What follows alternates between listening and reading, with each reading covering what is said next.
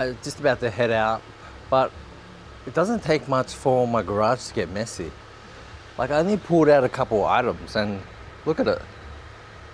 It's messy already. Can't help it, I guess, sometimes. So everything's packed and loaded, and also major disadvantage is, look at that boot space. Subwoofer's massive, but oh well. Alright, we're gonna take off. Everything's set. And we got some biscuits for the road. Thanks, Lynn Bear. Alright, let's go. I just remembered we have that arm that we could possibly use today. It'd be great to just give it a go and see whether or not this works. So let me just try to figure this out. That goes onto there. Ooh. Does it rotate? Ooh, it does rotate. Even better. We're good. Alright, hold on a sec.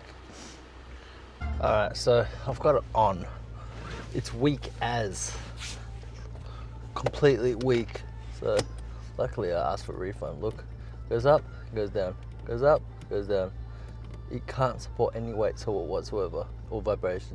The only thing it can probably do is just sit upright, which is not ideal for what I want. So a couple of drives in, it's just gonna bounce around, so bad luck, guys. I was going through the previous owner's build thread, and I'm noticing a number of things that he's done, and it probably makes sense because when I was riding in his car, it wasn't actually that aggressive in terms of vibrations. And I think the major component is he was running a lot softer engine mounts. I'm running race mounts on my EG, and although it's not bad, it's okay. It's just, that's probably a major component to the drivability of the car. So I won't be changing my bushings yet for the engine mounts, just because money. But that's just something to note, that with my car, on the difference between mine and his build. So a big component. And initially, I think he was going with a built motor, but like I said, I was following up on the thread and he opted to go with a stock motor. So I think everything should be very similar to the build, but he was just using a JDM block instead of a Australian delivered block, which is a A2. So small little observations and keynotes to take on the build. I never expected to run 2 gauges. Because we are going with a AFR, sorry guys.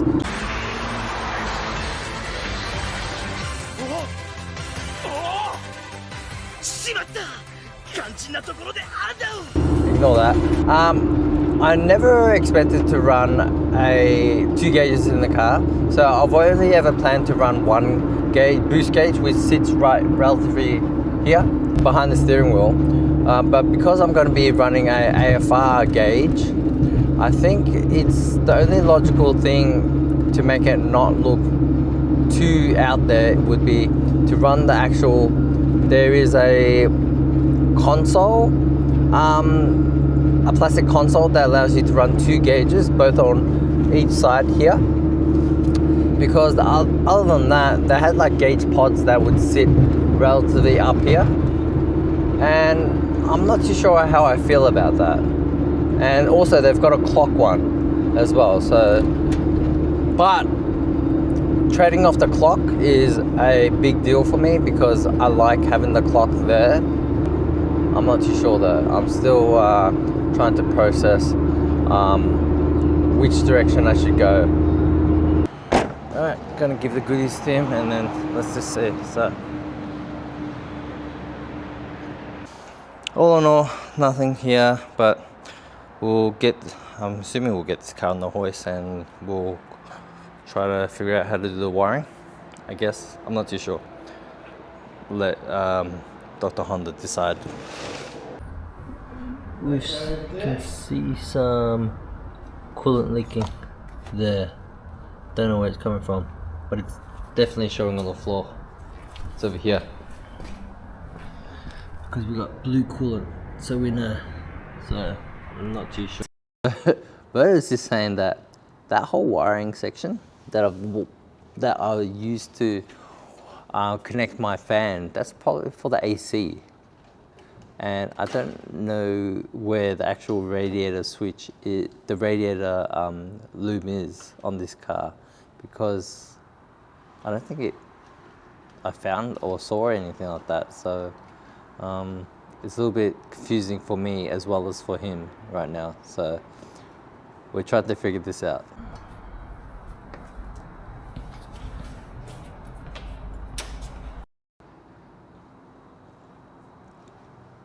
So basically, a simple O2 problem has blown out to be a full wiring issue. That was totally unexpected, but nothing really surprises me anymore with this car. So I'm watching Dr. Honda work, and I don't think I'll ever be able to figure out how to use a multimeter, because this thing looks confusing as, and chasing down issues and problems, I'm not that guy. Still trying to find out where the actual fan cable is for the radiator. It's not on this side, so we're going back to this side.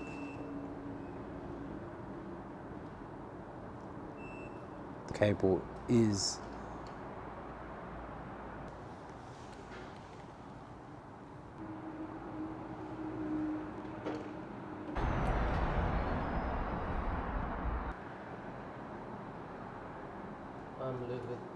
none.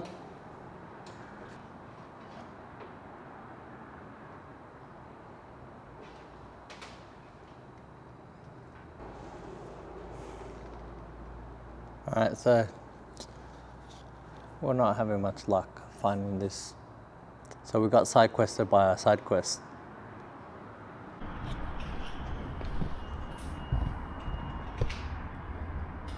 So for some odd reason, we're not getting a signal from the box to the fan. It's feeding none of the cables, so what we're going to do is just jump it from there to a relay, and like I said, it's cleaned up a lot of the wiring here, unnecessary wiring, to fix the actual root cause up there. So we're moving forward, so that's what counts. God, this, ignore it, you just do whatever you do. The way he's gone about doing any cable is so much better and well thought out, because I just pretty much just tapped it and ran it through the side of the car, and he's gone to the effort of running it through the bottom with a actual proper I don't know what that thing is, hole thing, whatever, where he's gonna bolt it down into these connectors. I don't know what they're called.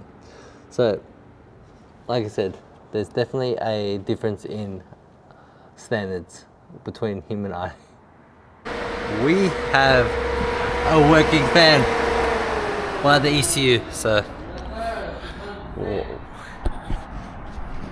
She good. Had us in a panic for a second because it wasn't working, but luckily he remembered the power wasn't connected. So fan switch sorted, running fan switch sorted.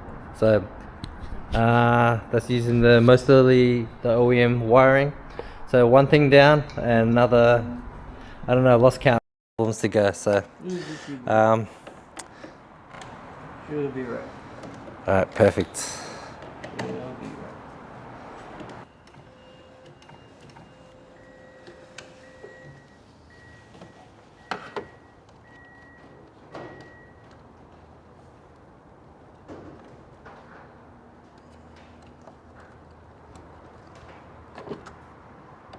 he either has really high standards or it's OCD. So it's one or the other. Can't be both. So, unfortunately, unfortunately, the only thing that got done this morning was the fan switch, because it was that hard to figure it out. So there was a number of issues, and my problem was I was relying on the engine harness, the tucked engine harness, to act like my old engine harness. Unfortunately, it doesn't, because it was never connected to anything, and it should have been. So Yoda went through all that. Hold on one second, let me guys get you a pop. So what I was saying was, I was expecting the engine loom to behave like my old engine loom, my OEM engine loom, but unfortunately I don't know why, and there must have been a logical reason for why it wasn't, but our fan switch wasn't actually connected to the ECU when the OEM one was, so that just kind of confused me. And the fact that it took us this long, to figure it out means clearly I had no chance of finding it whatsoever. So everything was running so after diagnosing and finding out all those issues, using his what's that, voltmeter, or that device, I forgot what it's called. So after using that, he was able to trace it back. And like I said, me not being able to, or having the skill sets to use that, I would have been doomed, and I would have just stuck to wiring it directly, and that would have fixed it. But like I said, if we can do things properly, then we'll do it. And that side of it, the fan switch, all sorted. So it wasn't just as simple as I plugged in the wrong plug. It was a problem that was far deeper than I expected.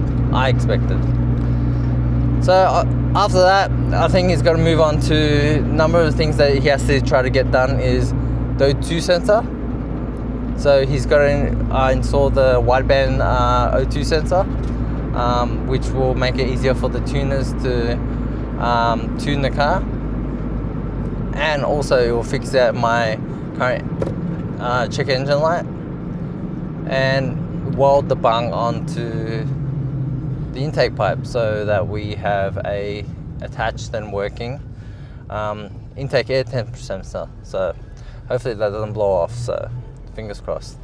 But other than that, that's all I can update you guys on, because that's all we did today. So on another note was, I need to find something to do, because I am bored out of my mind. Another note is, I am out of things to do, so I'm just waiting on things to get done at this stage. Alright. So we are back, and I thought I might as well give you guys the walkthrough, the run through of what was the issue with the car. So the initial issue was my fan switch wasn't working, and I was thinking maybe it's because it's not set up properly. The calibrations inside Honda weren't actually lining up with whatnot, and then that wasn't the issue. So what ended up happening was, I used the wrong fan switch. That's number one. I used the wrong fan switch. So I've cut a random wire, spliced on my connector for the fan switch, which you guys saw, and then I connected everything thinking that was it. But no, that was the wrong one. So we found the right one, thinking that would work. That was not it. That was it, but the problem was deeper into the fan switch. As it was deeper into the fan switch, we had to dive into it, and locating where the fan switch was going was part one. Part two was finding out Alright, so we found this the fan switch and where it's going, but where's the actual fan wire? And like I said, I thought I had it. I thought I found it. And I spliced the wires and whatnot. But what I ended up doing was splicing up the AC fan instead of the actual radiator fan. But we couldn't find the radiator fan anywhere, like at all. We checked every single wire. We used the, what's that, meter, voltmeter, autometer, what's it called? We used that magic device and we couldn't find where the cable was coming from or where it was going. And because it was the main issue, the problem was we couldn't find out where anything was. So what we did was we connected the magic device from the relay and we were trying to track it. And like I said, we couldn't find anything from that point, from the fuse box to the relay. So what we did was we said, screw it, let's just cut it and start over. So that's what we did. We cut it, started over, used my existing relay, the relay that I used to control the fan, and rewired that to act as our new power source for the fan. And then that wasn't even the only problem. The problem was the actual loom that I got, thinking this loom would fix everything. Because it's a custom-made loom.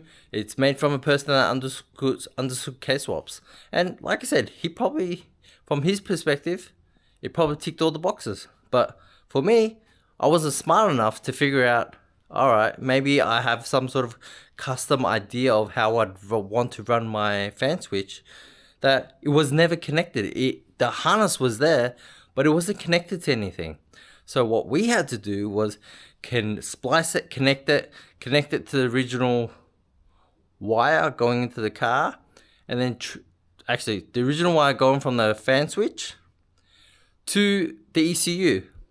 That's what we had to do. So after we did that, only then were we able to make it all work by connecting the fan switch to the ECU via the fan that we had to redo, and get the ECU to trigger on, to turn on at a certain temperature. And then only then did it work.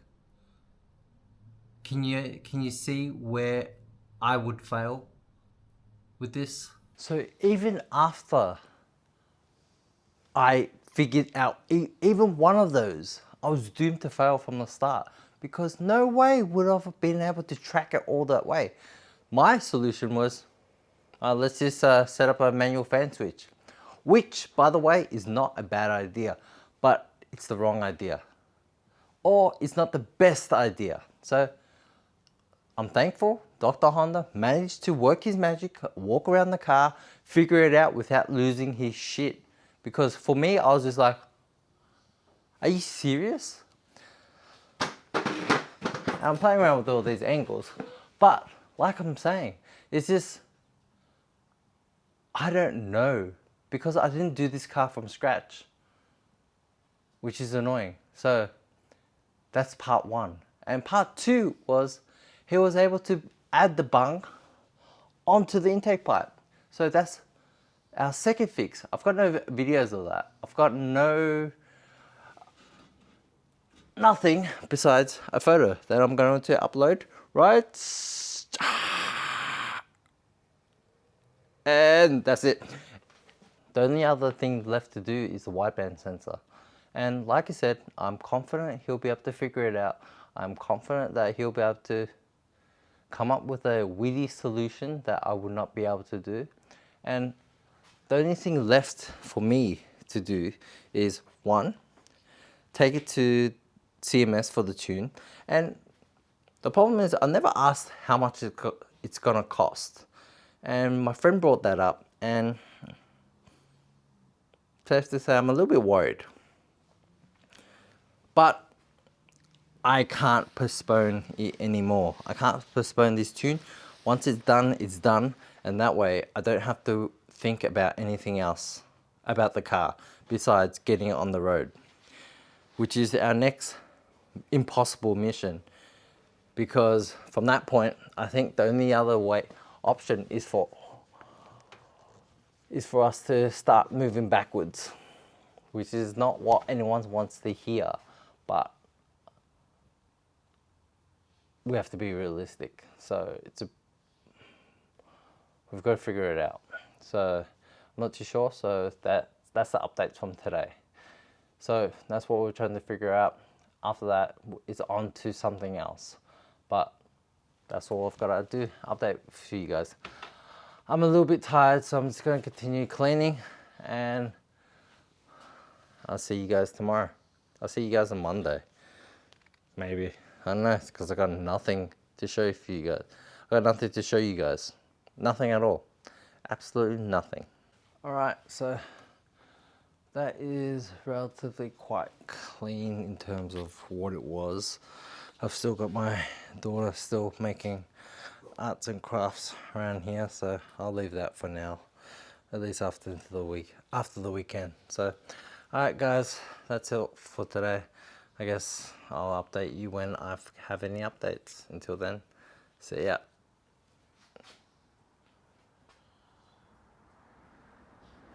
Did you really think I was gonna forget? Come on. What day are we? Day 3? I'm not giving up like that. So alright, let's get into it. Alright, so I'm not gonna count, I'm just gonna figure it out after, and we'll sort it out. Alright, so I think last time the main issue was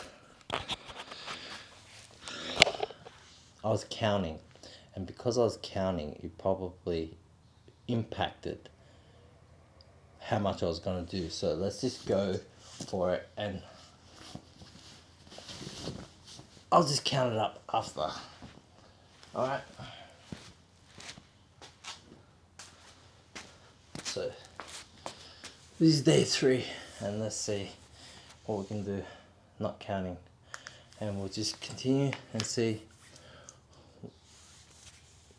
how it goes. Alright.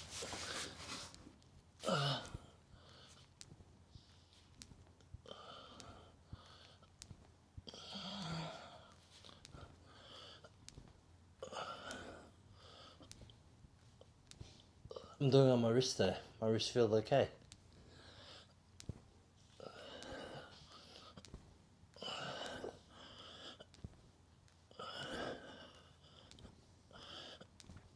Hope you guys are counting.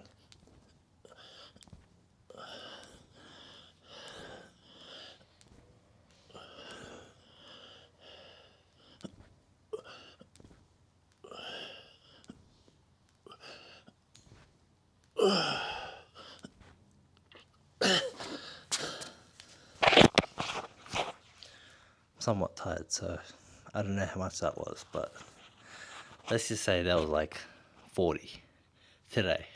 But that's day 3, so thanks.